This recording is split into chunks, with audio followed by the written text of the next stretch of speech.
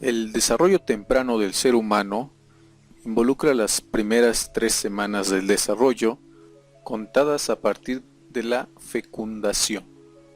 La semana 1, la semana 2 y la semana 3. La semana 1 la vamos a dividir en los 7 días. Día 1, día 2, día 3, 4, 5, 6 y 7. Sabemos que la primer célula que se va a formar después de la fecundación es el cigoto. Y esta primer célula de un individuo va a experimentar divisiones por mitosis. Cada célula que se forma se va a nombrar blastómero. Y es precisamente durante los días 2 y 3 cuando el embrión pasa por la etapa de 2 células, luego de 4 células, 8 células, 16 células y recibe el nombre de mórula. Cabe mencionar que durante este tiempo el embrión se encuentra limitado por un cascarón de proteínas llamado zona pelúcida.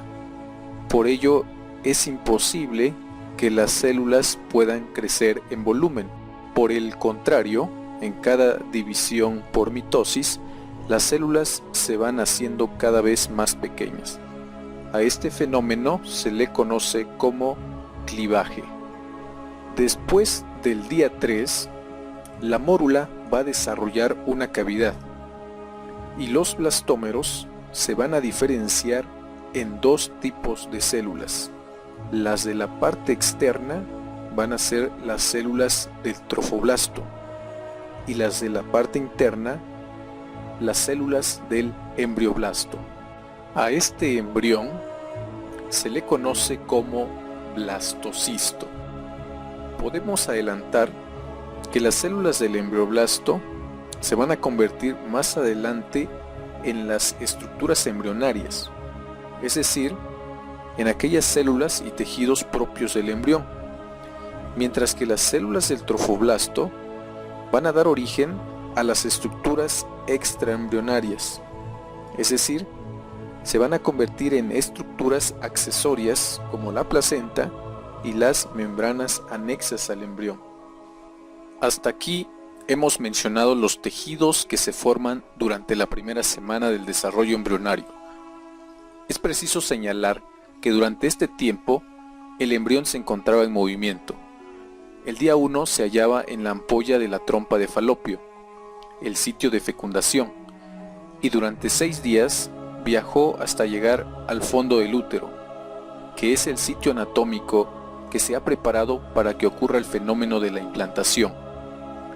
Este momento es muy importante porque las células del embrión deben convencer a las células del endometrio para que dejen al blastocisto abrirse paso entre ellas, y así alcanzar los vasos sanguíneos y glándulas endometriales. Este es un momento crítico, ya que si el embrión no consigue implantarse, entonces sus células no tendrán acceso a nutrientes y oxígeno necesarios para producir su energía, y sin energía, el desarrollo embrionario no podrá continuar. Después de la implantación, las células del blastocisto continúan aumentando su número por mitosis. Las células con mayor actividad son las del trofoblasto, que rápidamente van a dar lugar a 2 tipos de células. Las del citotrofoblasto, que van a estar en contacto con el embrión, y las del sincitiotrofoblasto, que van a tener actividad invasiva y serán las encargadas de encontrar los vasos y las glándulas del endometrio.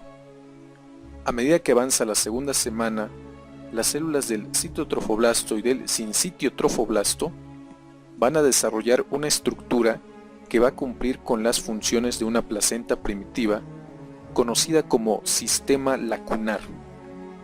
El intercambio de nutrientes y de sustancias de desecho entre la madre y el embrión se harán principalmente por difusión. No será sino hasta finales de la tercera semana cuando veremos un sistema circulatorio primitivo haciendo más eficiente sus funciones de transporte y eliminación de sustancias. A medida que avanza la segunda semana, las células del embrioblasto también se van a separar en dos tipos de células y se van a disponer una sobre la otra. Las células del epiblasto se disponen en la parte superior y las del hipoblasto en la parte inferior. Ambas capas de células van a proliferar por mitosis y van a desarrollar cavidades en su interior. La cavidad rodeada por las células del epiblasto se conoce como cavidad amniótica y la cavidad rodeada por células del hipoblasto se denomina saco vitelino. El embrión en esta semana tiene la forma de dos burbujas que permanecen en contacto una sobre la otra. El sitio de contacto se llama disco embrionario bilaminar. Este embrión va a mantener contacto con el citotrofoblasto mediante unas células conocidas como mesodermo extraembrionario. A medida que avanza el tiempo, estas células también van a desarrollar una cavidad, la cavidad coriónica, y van a perder contacto excepto en un lugar que se va a conocer como el tallo de fijación. Este será el único puente entre el embrión y el citotrofoblasto y más adelante será conocido como cordón umbilical. En la tercera semana, los tejidos del embrión van a experimentar un fenómeno conocido como gastrulación, el cual consiste en la migración de células de la parte superior del disco embrionario hacia la parte inferior, desde una región del epiblasto conocida como la estría primitiva.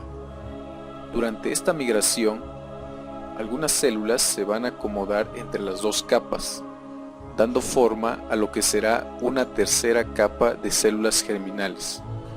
Es por ello que en esta tercera semana se habla de un disco embrionario trilaminar. La capa superior, que en la segunda semana se llamaba epiblasto, ahora se conoce como ectodermo, y la capa inferior, que se llamaba hipoblasto, ahora se va a denominar ectodermo. Y la tercera capa, que se forma durante la gastrulación, se conoce como mesodermo intraembrionario.